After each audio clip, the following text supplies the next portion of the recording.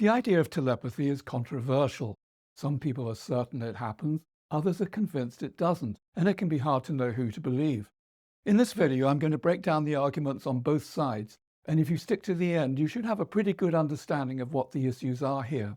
Hello, my name's Robert. I'm a journalist and former editor of the Psi Encyclopedia, which gives in-depth information on these sorts of anomalous experiences. I'll leave a link in the description. When I first got interested in all this some 30 years ago, I'd have loved it if I'd simply been able to click on a video and have someone explain it to me in around 15 minutes, as I'm going to try to do now. But at that time, the internet wasn't really a thing, so instead I went to libraries and read the research, surveys, reports of investigations, experiments, and then also the skeptic commentary. It took me quite a while to piece it all together, and now I'll lay it out as simply as I can. I'll start with the reasons why some people think telepathy is real, then I'll switch sides and look at the critical arguments.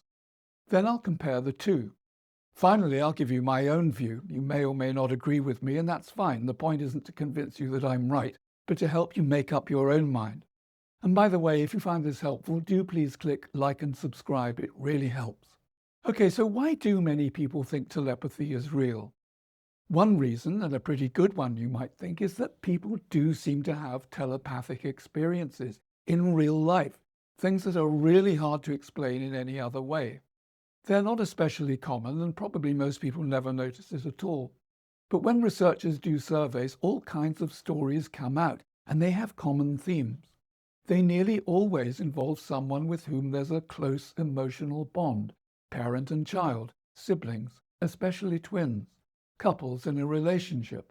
For instance, a man suddenly feels an intense pain in his chest for no reason. He's perfectly healthy and it doesn't last long, and he later discovers that at that exact time, his brother, who lives in another city, was hospitalized with a heart attack. Parents of autistic children sometimes suspect a telepathic connection, as the child somehow always seems to know where things are hidden or what's planned for the evening meal, without the parent having given the slightest indication. You hear of it happening with animals. Some pet owners are convinced their dog or cat can sense plans for a trip to the vet, again without them having given any obvious clues. Of course, reports of unusual experiences can only take us so far. They don't amount to scientific evidence. If telepathy really exists, the obvious next step is to see whether it can be demonstrated under controlled conditions. And that's what researchers set out to do back in the late 1900s. The earliest experiments were fairly simple. Someone would think of a word, a number, or perhaps a letter of the alphabet, while another person tried to identify it. Or one person would draw a simple picture in one room, while someone elsewhere tried to reproduce the same drawing without seeing it. Sometimes the results were surprisingly good, but few scientists were convinced. In the 1930s, they started doing more formal tests, like card guessing, with cards showing symbols that allowed them to make statistical calculations, and some people did score far more than you'd expect to happen by chance. A more typical experiment these days involves one person watching a short, engaging film clip and trying to telepathically send the content to another person in a separate room, and again, this seems often to work. Sometimes there's a close match, and overall the statistics point to a consistent effect. So to all appearances, the argument for telepathy seems straightforward. People report experiences that feel telepathic. Some individuals appear able to demonstrate unusual abilities under test conditions. And laboratory experiments have produced results that many researchers believe point in the same direction. But of course, that's not the whole story, so now let's look at it more critically. If you're skeptical, you'd probably start by pointing out that personal experience isn't reliable evidence. Psychologists have spent decades studying the ways our minds can mislead us. Our brains evolved to help the first humans stay alive. They aren't always ideal for making critical judgments in the modern world. So, for instance, we're quick to see patterns because these might alert us to useful food sources, or conversely, the presence of predators. A combination of rustling leaves, perhaps, a change in the light, a certain scent. We notice remarkable coincidences and forget the countless occasions when nothing unusual happened. That's confirmation bias, and it's something we're all susceptible to. Human memory isn't nearly as accurate as we'd like to think. We don't simply replay events like a video recording. Every time we remember something, we're reconstructing it. Without realizing it, we can exaggerate certain details, leave others out, or fit events together into a story that feels convincing but isn't quite what actually happened. So from a skeptical point of view, personal testimony, however sincere, can't carry much weight. What about people who seem to have exceptional psychic abilities? Here, skeptics would point to history. When researchers first started working with psychics and mediums, there was a lot of fraud. People were caught doing tricks, or even later owned up to having done so. And anyone who's watched a skilled stage mentalist knows just how convincing their demonstrations can be. Even when there's no deliberate cheating, there may be perfectly ordinary explanations. People can pick up information from body language, facial expressions, tone of voice, or tiny environmental clues without consciously realizing they're doing it. So what looks mysterious may simply be an example of how good we humans are at reading each other. That brings us to the laboratory experiments. Over the years, critics have examined many successful experiments and claimed to find weaknesses in the methodology, opportunities for information to leak from one participant to another, or flaws in the way the studies were designed or analyzed. Arguably, the statistical effect of telepathy is so small, these problems could make it disappear altogether. Critics also point out that successful studies often aren't replicated, which is a big red flag. So those are reasons for disbelieving the arguments in favor, but there are a couple of other things that weigh with skeptics. The first is about how the world works. Even if some experiments look impressive, where's the mechanism? How could telepathy possibly happen?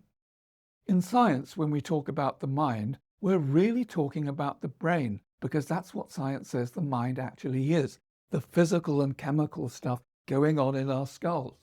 And here we seem to be saying that one person's brain can somehow get into contact with the brain of another person, not just in the same room, but miles away. That would mean the brain beaming out some sort of information waves and also receiving incoming information from another brain. But the brain just isn't like a wireless transmitter or receiver. If it beamed out energy, we'd know, and it absolutely doesn't. So accepting telepathy would mean rethinking some very fundamental assumptions about the relationship between mind and brain and about basic physics, how the world works. That's an extraordinary claim, and skeptics would say the evidence just isn't strong enough. Then again, would we actually want to live in a world in which telepathy was real? We take it for granted that our thoughts are private, so how would we feel if we knew our minds were open for certain people to read at will? What kind of world would that be? How could society even function? Fortunately, the world doesn't seem to be like that, and perhaps we should be thankful for it. So that's the case against. Personal experiences can be misleading. Fraud has certainly occurred. Experiments may contain flaws. Successful results aren't always repeated. There's no accepted scientific mechanism, and perhaps most fundamentally, telepathy doesn't seem to fit the kind of world we know. Okay, so these are serious objections. How well do they stand up? Let's start with personal experience. It's certainly true that anecdotes don't amount to scientific proof, and that humans can fool themselves in all sorts of ways. Psychologists have loads of studies that prove that. They've shown how confirmation bias, fallible memory, and so on might, in principle, explain experiences that seem paranormal. But only in principle. They don't really show how these things can be made to apply in practice. And that's the whole point.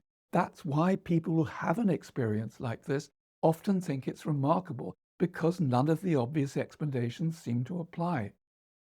There's another assumption that's worth questioning.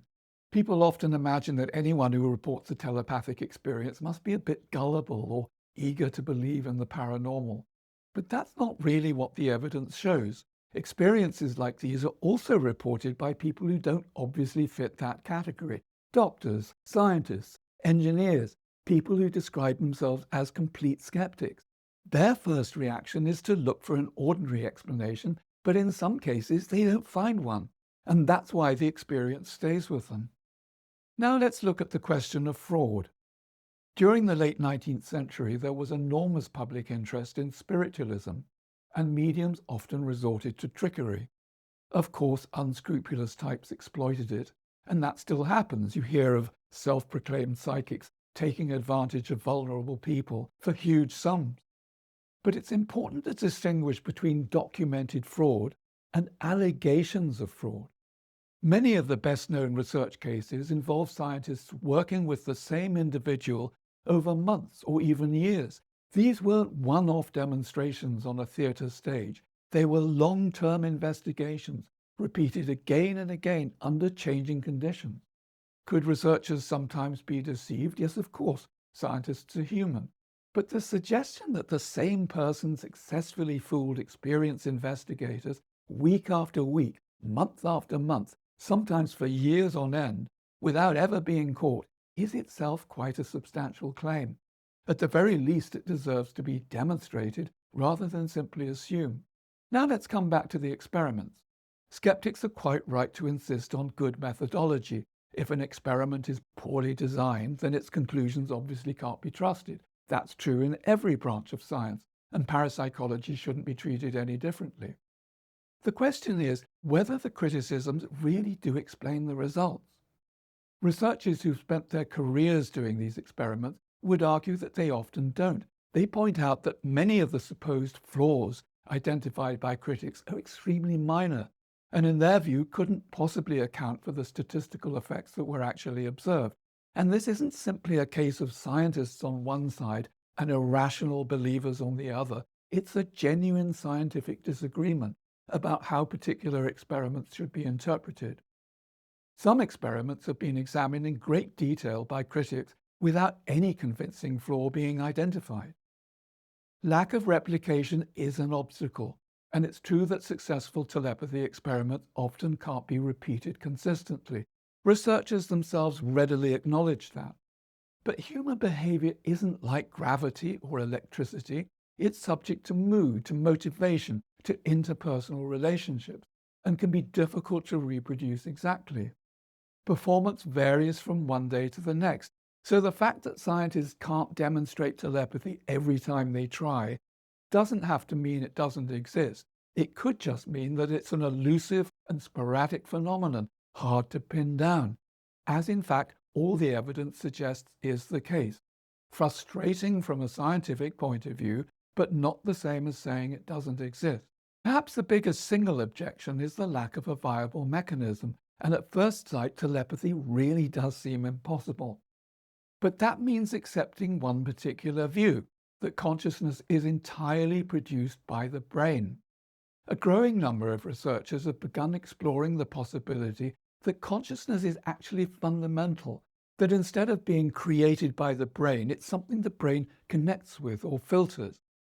This is still a minority view, but it's being discussed seriously in some circles because it's so hard to explain how subjective experience could arise from physical processes alone. If consciousness really is more fundamental than we currently suppose, then the idea of minds interacting with one another no longer seems quite so impossible. So where does this leave me? I accept that the whole idea of telepathy and of psychic or paranormal phenomena in general can seem rather dubious, something that serious people shouldn't be concerned with. But there's a lot at stake here. If telepathy is a little-known feature of consciousness, however rare and sporadic in practice, it has huge implications for our understanding of our world and our place in it. And some of these implications are quite troubling, especially from the point of view of someone with a secular scientific worldview. So it's absolutely natural that there should be a high degree of resistance to it. I agree about that. Where I disagree is the claim that there's no evidence for it, or that the evidence is flimsy and unconvincing. I've had experiences of my own that I still can't account for in normal terms, despite all that I've learned about potential conventional explanations, and I'm very far from being alone in that.